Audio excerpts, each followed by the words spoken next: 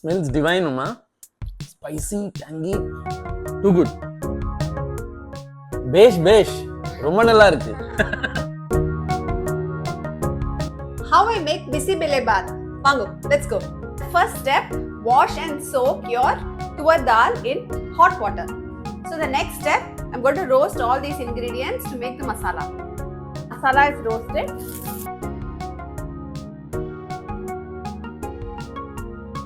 Oil, mustard seeds, onion, turmeric powder, salt, water, ground masala,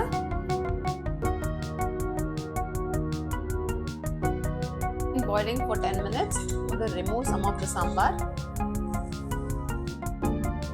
Now add in the soaked dal. Add the washed rice. Add a teaspoon of ghee. Pressure cook on low flame for 4 to 5 whistles and switch off.